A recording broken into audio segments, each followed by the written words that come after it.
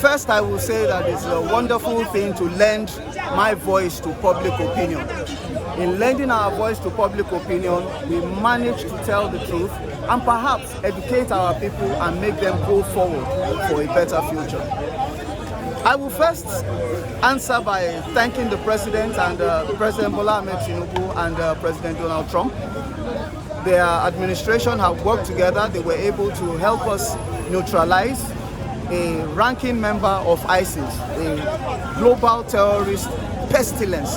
I no longer regard them as human, because anyone who has intent to use all manner of violence to perpetrate whatever agenda is not really worthy of the community of human beings. Now, coming back to the question about Oyo, the attack in Oyo, the heinous, the criminal, the cowardly, the dastardly act in Oyo, I must say this. We must first understand that terrorism has a nature known to experts as asymmetric warfare. That is, it is warfare you cannot predict. You cannot predict where a terrorist can strike. Most operations that are successful with terrorism come as a result of long months of planning, long months of watching, and you can only watch so many people. It is the same Nigerians that will complain of intrusion in their privacy if we start putting cameras up and down. So we must learn how to balance these things. I wouldn't say the government is complicit, but the government can do more. And not just the government, the people themselves can do more. President Tinubu, with all respect, cannot run down from Aso Rock with a rifle in his hand. In fact, even though he is the commander-in-chief, I find it ridiculous for him to carry a personal arm.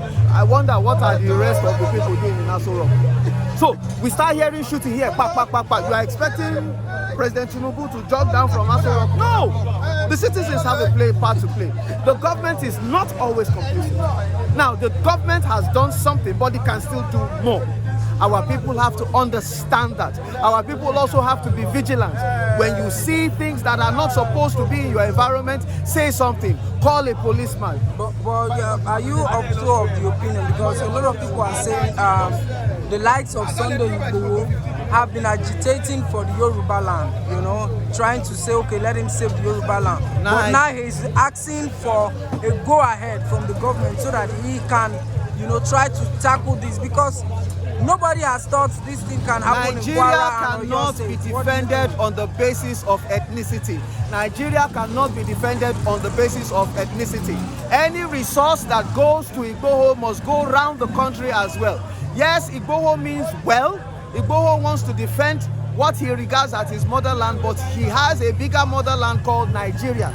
If the same thing was happening in Onitsha, shouldn't he also be as willing to defend them in Onitsha? That is why we are saying the government can do more. We already have security agencies. How do we arm them? How do we equip them? How do we train them to fight the... See, the Americans, as wonderful as their apparatus is, they can't also stop terrorism every time. They have excellent apparatus. In fact, we just worked with them. But they can't always stop it because of the nature of a terrorist.